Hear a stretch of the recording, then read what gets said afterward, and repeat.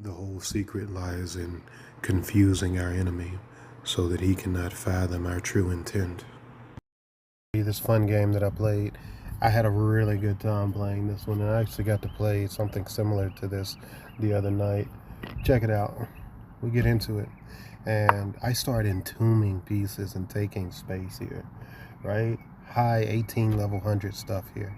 So I play the Sicilian, right? I play the Sicilian just to off balance the board. He plays the bishop out, and immediately I play like the same 3 moves in the Sicilian. I know nothing about Sicilian variations, nothing.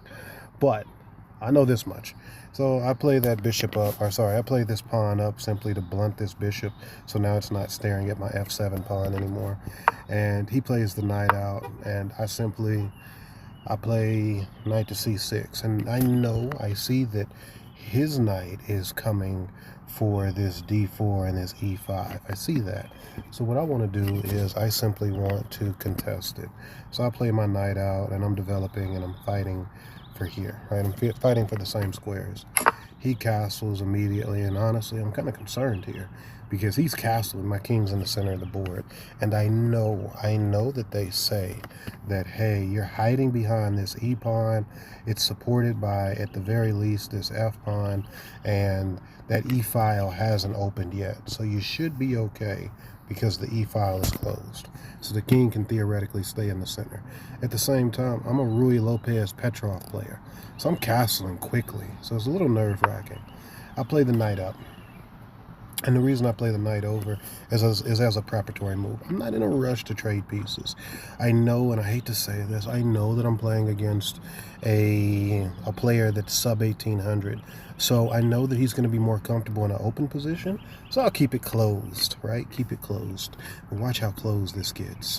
So he plays knight to c3. I play that d5 there, pushing that bishop away. And surprisingly, he pulls back. And I'm like, how can I punish this? So I push the pawn. So I'm just trying to close the position down. But notice here that when we look at the enemy camp, this bishop is going to have a little bit of a hard time getting out. The rook's going to have a little bit of hard time getting out. And I like that. I like that. So let's keep that going. He plays the knight down inside of my turf. So immediately I kick away. He pulls the knight back. So immediately I push the pawn, trying to take more space. It's not about winning that bishop, right? I don't care anything about that enemy light squared bishop. My goal here is very simply to entomb his pieces. So I want to cut these pieces out of this game. I want to make it so he can't fight with them. And that's what I keep doing. So he pushes up, try to get more space, and I cut him down. Now I'm taking more space away, making it hard for him to fight, making sure that that light squared bishop will never see the light of day again, and it will forever remain trapped over here in the Siberia of the Queenside. So he brings the knight back. I push pawn. And again, this is not about stealing that bishop. Yes, it looks like I'm trying to advance my pawn one more square so I can take that bishop. I don't care about that. I just want it to get tighter over here. So I didn't see he could pull that bishop up. That was my fault. I thought he was going to push the pawn. He didn't push no pawn. He stepped that bishop up, and I was like, oh, we have a problem now. Because notice that I'm fighting for this square. I want that e5 square. I do not want him to advance this pawn and then start to gain this space, because then it turns into a classic kingside versus queenside fight, right? So he's going to play on the king side of the board over here, which is going to leave me to play on the queen side of the board over here. And that's not something I want to do. So he pushes the pawn, trying to gain a little space and get that dark squared bishop active, trying to get this thing out. And immediately I see that, so I step this pawn up. And the reason I play that pawn up is because, one, I don't want to let him advance his e-pawn any further into my camp. But two, more importantly, I want to activate this light squared bishop, which is pointing at his king side, and I want to take away that dark square from that bishop. So notice the bishop can't play to f4, it can't play to e3, and going to d2 doesn't help, it just congests his side. So coming down here doesn't seem fruitful, which means that this bishop's going to end up clogging up the flow of that rook and those other pieces. So he plays it down. A little upsetting, he got it out of there. But I push pawn. So here, let's take a second and note that this dark squared bishop really doesn't have places to go, right? So it's turning into a very bad bishop. Now, for me, I have all these pawns sitting on dark squares, right? So that means that my dark squared bishop is worthless, completely worthless. Like literally, it'd be better if it was off the board. He pulls bishop back. Now it allows me to continue this assault. And I know, when we look at this quickly, I know that it's a real thing that his queen, the enemy queen, has the ability to come down on these light squares and attack that king. And so I strongly considered potentially pushing this rook pawn first.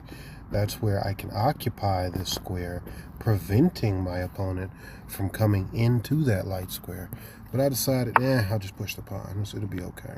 And even the computer's like, yep, just take the pawn with the knight, sack it. And I was worried about this because if that happens, we get a take. Let's say he comes down and plays that check. Even if that pops up, he takes. And I don't like this position. I don't like this. It's beginning to get cracked open and that king stuck in the center. Yes, I can start exchanging material, but again, I do not like this. It's being opened. It's being opened and my king's in the center of the board. So, thankfully, we didn't take that path, right? We didn't take that course of action. What ended up happening was we played push. He fell back. I pushed. He fell back.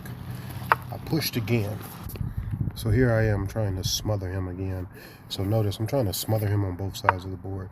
He pushes the pawn and I don't take. And there's a reason why I don't take or I don't push past. The reason I don't push past is because it's going to lock the position up. Notice I need to get this rook over here. I need these two rooks to be bearing down on him from that H file and that G file. And the second I push that pawn forward, the second I advance this thing, immediately it's going to lock it, causing gridlock like traffic during rush hour. Nothing's going to move, and my rooks are going to be useless to help me attack him. So I want to keep it open, so I don't want to push past. So instead, I bring that bishop up to get it developed, to get it into the fight. But more importantly, I need to get this rook over here, and so I'm clearing the lane so that rook can come into the fight. He pulls knight back. Here, I bring knight over. And yes, I notice that I'm giving him the pawn, but this is a poison pawn. I need this file open. That H file has to get opened so this rook can get active. And because of that, I'm going to use him to help me do it. So I give him that pawn, and he happily accepts it. I pull that king up, and again, notice what we're doing here. Notice all we're doing is clearing this lane. We're clearing it so that rook can enter the fight, so he can get into the fray and give the opponent hell. And that's what the goal is. So from here, after giving him that pawn, he traps his own queen, unfortunately. I pull my bishop back, revealing the attack. He sacks the knight to try to give himself a way out. He tries to give himself this route back, and immediately I take. But notice what happens when I take that. Something special happens here, right? As I take that, what's occurring is that my light squared bishop is now being revealed to attack, while simultaneously my rook is attacking that queen. There's attacks happening on multiple sides of the board simultaneously. He's going to have a hard time dealing with both. He draws the queen back. I take. He takes. Now, so what I'm looking at is that the enemy queen is actually covering that H5 square, and I need that. I need that H5 square. So what I do is I intentionally pull his queen away from covering that square by taking. So I capture. He captures back. I pull that rook up. I didn't even see that knight check during the game.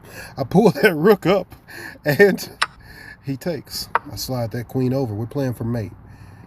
He takes, and that's it. That's all she wrote. Game over. Entombing pieces and mobility of the rooks. trying to get him into the fight. Like Fisher said, we open that H file, we sack, checkmate, or something like that.